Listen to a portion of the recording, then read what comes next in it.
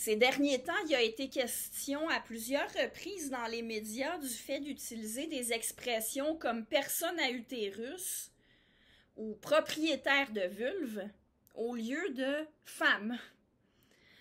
Par exemple, certains ont ri alors que d'autres se sont scandalisés en voyant qu'on parlait de la remise en question du droit à l'avortement aux États-Unis comme d'une mauvaise nouvelle pour les personnes à utérus.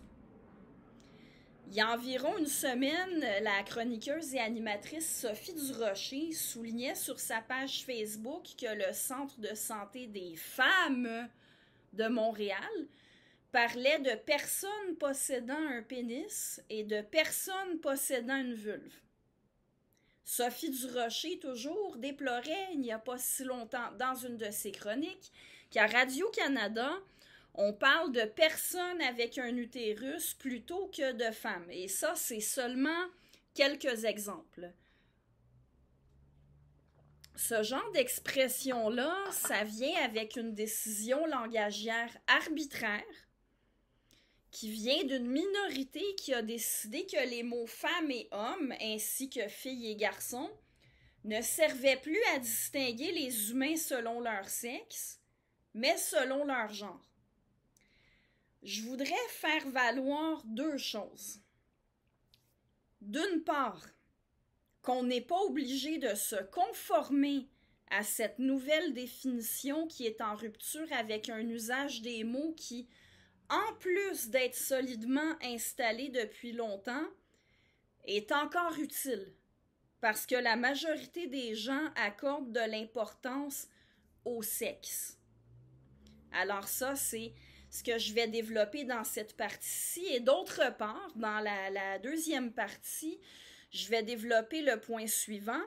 C'est à tort qu'on interprète les propos de monsieur et madame tout le monde en faisant comme s'ils utilisaient ces mots-là, ainsi que tous les autres mots qui servent à spécifier si quelqu'un est un homme ou une femme, pour référer au genre des autres. La majorité des gens distinguent les hommes des femmes selon le sens normal de ces mots-là, c'est-à-dire en fonction du sexe. Les hommes sont les mâles humains et les femmes sont les femelles humaines.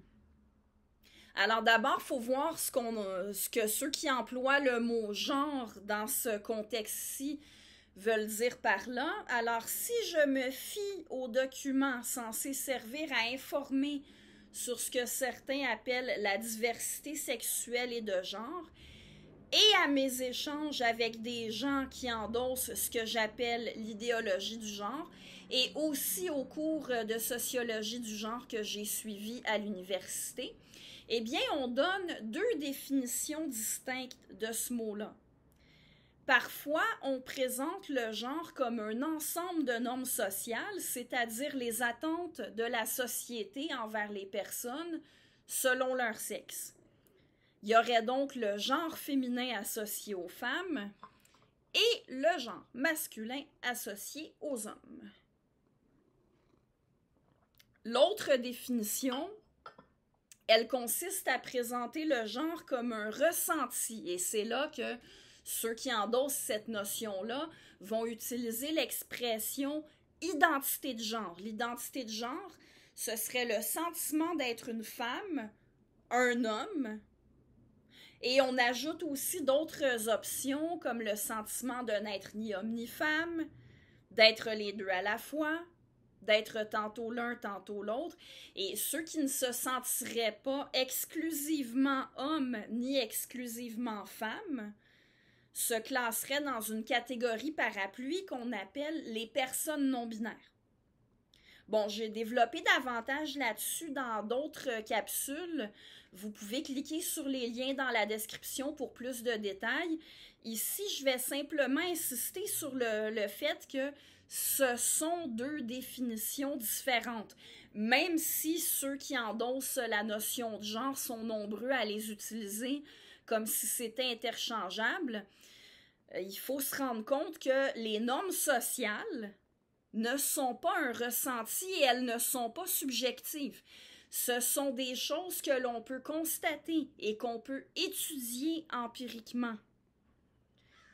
Même que c'est en principe ce qu'on est censé faire en sciences sociales, hein, d'étudier les normes sociales, qu'on peut aussi d'ailleurs appeler des faits sociaux. Alors l'expression le dit, un fait social est un fait.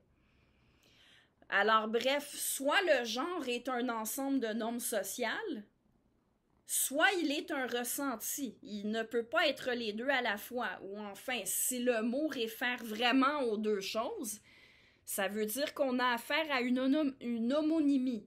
Le même mot, mais pour référer à des concepts différents. Toujours selon les documents censés nous informer sur la diversité sexuelle et de genre, et selon le discours de ceux qui endossent l'idéologie du genre, l'importance du genre serait telle qu'elle surpasserait l'importance de la réalité physique, notamment celle de nos corps sexués, et ce, non pas simplement à leurs yeux à eux. Ce serait tout le monde qui accorde plus d'importance au genre qu'au sexe, ou du moins tout le monde devrait accorder plus d'importance au genre qu'au sexe. Certains idéologues du genre se permettent d'ailleurs de traiter de réactionnaires ceux qui persistent à dire que le sexe a de l'importance. Et ça, c'est quand ils sont polis, hein, parce que ils utilisent des termes beaucoup plus injurieux et souvent vulgaires, que je vais vous épargner ici. Et il leur arrive aussi de caricaturer la position de ceux qui rappellent l'importance du sexe, par exemple en prétendant que ce sont des gens qui réduisent leur identité à leur partie génitale. Bref, ceux qui endossent le discours sur la notion d'identité de genre affirment l'importance fondamentale de celle-ci, et à en croire certains, ce serait même au point que le genre transcenderait, voire annulerait la réalité matérielle du sexe. Ce serait cet élément-là qui fait de quelqu'un une femme ou un homme, ou ni l'un ni l'autre. Et je note que de façon constante, on spécifie que le seul critère pour connaître l'identité de genre de quelqu'un, ce serait sa déclaration sur le sujet. Autrement dit, des deux définitions du mot genre que j'ai présentées, c'est celle basée sur le ressenti et non celle basée sur les normes sociales qui est davantage retenue. Et ça signifie que du point de vue de ceux qui endossent le discours sur le genre et l'identité de genre, être une femme, un homme ou ni l'un ni l'autre serait une question d'auto-identification. Ça ne reposerait sur aucun critère objectif. Il serait impossible de distinguer objectivement les hommes des femmes. Vous savez, jusqu'à récemment, assez récemment en tout cas, personne ne remettait en question qu'on puisse très très généralement distinguer les hommes des femmes, notamment en les regardant, parce que c'était pour ainsi dire universellement admis qu'on utilisait ces mots-là pour référer aux gens selon leur sexe. Et non, ça veut pas dire qu'on avait besoin de voir les parties génitales des autres pour se figurer si c'était des hommes ou des femmes, parce que le dimorphisme sexuel dans l'espèce humaine, il s'étend pour ainsi dire à tout le corps. Et par ailleurs, on utilise les mots garçon et fille. Bon, homme et femme, c'est pour les adultes, assez communément, alors que pour les plus jeunes, particulièrement ceux qui sont prépubères, on va utiliser garçon pour le mâle et fille pour la femelle. Et ça non plus, ça n'a pas été remis en question avant récemment. Et en dépit des remises en question par une minorité de gens, ben cet usage-là est encore majoritaire. Et la position que je défends, c'est qu'on n'a pas à le modifier parce qu'il est encore utile. La majorité des gens accordent de l'importance au sexe. On n'a pas à être privé des mots pour référer à quelque chose d'important pour nous, parce que certains veulent référer à autre chose, comme par exemple le genre. Peu importe ce qu'ils veulent dire par là. Si des gens veulent distinguer les personnes selon leur genre, il leur revient d'utiliser d'autres mots. Et en fait, si on prend le genre selon la première définition que j'ai rapportée, c'est-à-dire l'ensemble de normes sociales que la société inculque aux personnes selon leur sexe, ça fait déjà longtemps qu'on a des mots pour ça en français et c'est masculin et féminin. Même que grâce à ces mots-là, on pourrait parler de la même personne en spécifiant les deux informations. Par exemple, dans une phrase où on dirait qu'une mécanicienne, c'est une femme qui exerce un métier majoritairement masculin. Ou dans une phrase où on dirait qu'un travesti, c'est un homme qui porte des vêtements et des accessoires féminins. Vous voyez, dans la langue française, on avait déjà des manières très claires de distinguer le sexe des normes sociales attribuées aux personnes selon leur sexe. Les nouveaux termes et les nouvelles définitions que certains qui endossent ce que j'appelle l'idéologie du genre essaient de mettre de l'avant, ça n'apporte rien d'utile. Au contraire, ça jette la confusion sur des choses qui étaient claires. Et ce n'est pas parce qu'une minorité de personnes ont décrété que les mots femmes et hommes référaient désormais au genre que tous les autres sont obligés de suivre et de se mettre à utiliser des expressions comme personne avec un utérus au lieu de femme. Ah, je sais ce que certains voudraient me dire. Le sens des mots, ça peut évoluer. Oui. Mais le sens des mots, ça évolue parce que l'usage change. Pas parce que les spécialistes en études de genre, ou les militants queer, ou je ne sais quel autre groupe minoritaire, décident de façon unilatérale que tel ou tel mot change de sens pour tout le monde. De quelle autorité est-ce qui serait investie qui leur permettrait de dire à tous les autres comment utiliser les mots? Certains donnent pour argument qu'utiliser ces mots-là selon le genre serait plus inclusif parce que les personnes qui s'identifient comme trans ou non-binaires sont heurtées parce qu'on les désigne en fonction de leur sexe. Mais il se trouve que bien des femmes sont heurtées de se faire appeler des personnes à utérus ou des propriétaires de vagins. Pourquoi est-ce que leurs sentiments seraient moins légitimes? Il y a beaucoup de gens des deux sexes qui ne veulent pas de ces changements de sens-là parce qu'ils persistent à trouver important de mentionner leur propre sexe et celui des gens qu'ils côtoient. Parce que oui, le sexe des gens qu'on côtoie, selon les contextes, selon les circonstances, ça peut avoir de l'importance. Et les mots, pour ça, ils sont déjà là. Les mots pour référer à autre chose, y compris le genre, ben, ils sont souvent déjà là aussi. Sinon, eh bien, on peut toujours en créer des nouveaux.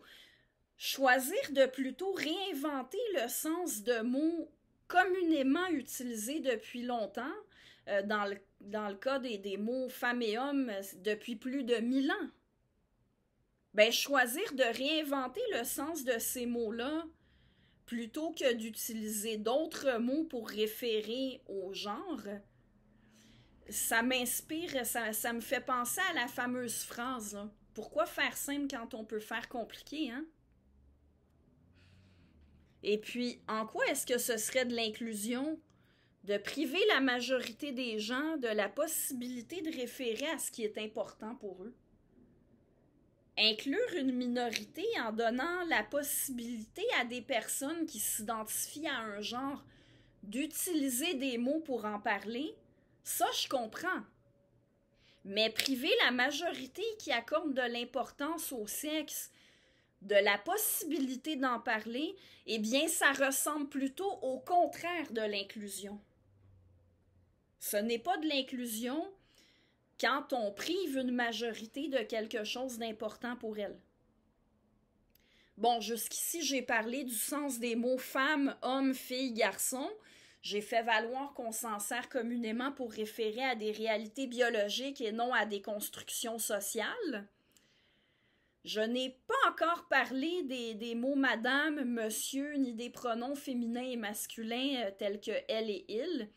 Et on m'objecte parfois que j'ai tort de dire que la moyenne des ours réfère au sexe et pas au genre. Dans la mesure où les pronoms et les mots madame et monsieur, ce sont des conventions sociales et pas des réalités biologiques. Évidemment que les mots sont des conventions sociales. Tous les mots sont des conventions sociales, y compris des mots comme atome, ADN, génétique, hydrogène, etc. Tous les mots sont des conventions sociales, mais ça ne veut pas dire que ce qu'ils dénotent relève de la construction sociale. Tout usage du langage qui sert à spécifier si quelqu'un est une femme ou un homme sert à dénoter une réalité biologique. Et ça inclut les mots madame et monsieur et certaines manières d'utiliser les pronoms. Ici, je dis certaines manières d'utiliser les pronoms parce que c'est vrai que, par exemple, on dit « elle » par défaut quand on réfère à une femme, on dit « il » par défaut quand on réfère à un homme. Le sexe de la personne a donc une influence sur le choix du pronom dans ce cas précis, mais en fait, les pronoms s'accordent souvent plutôt en fonction du genre grammatical. Et le genre grammatical, c'est complètement autre chose que l'identité de genre. Je vais y revenir dans la deuxième partie. Mais par exemple, on peut dire que Richard Martineau est une personne. Et si on remplace le nom commun personne par un pronom, on va dire elle, même si la personne dont on parle est de sexe masculin. Alors, il n'y a pas toujours un lien entre le sexe de la personne à qui on parle et le pronom utilisé. Et en fait, la différence est encore plus évidente quand un pronom sert à remplacer un nom commun qui sert à dénoter un objet inanimé. Ceci est une tasse. Voyez comme elle est jolie, ma tasse. Bref, ni les mots femme et homme, ni les mots madame et monsieur, ni les pronoms féminins et masculins ne servent communément à attribuer un genre aux personnes selon les définitions qu'on donne au mot genre dans le cadre de l'idéologie du genre ou dans les documents qui servent à informer sur la diversité sexuelle et de genre. En passant, la tasse qui est inanimée, non seulement elle n'a pas de sexe, mais elle n'a pas non plus d'identité de genre, elle ne se donne aucune identité parce qu'elle n'a pas de subjectivité. Et bon, tout cela m'amène à aborder mon deuxième point, c'est-à-dire le fait que c'est fallacieux d'interpréter les propos de monsieur et madame tout le monde quand ils utilisent madame, monsieur, femme, homme et des pronoms masculins et féminins, comme si par ce faisant, il faisait référence au genre des autres. Mais c'est un point que je vais développer dans la vidéo suivante.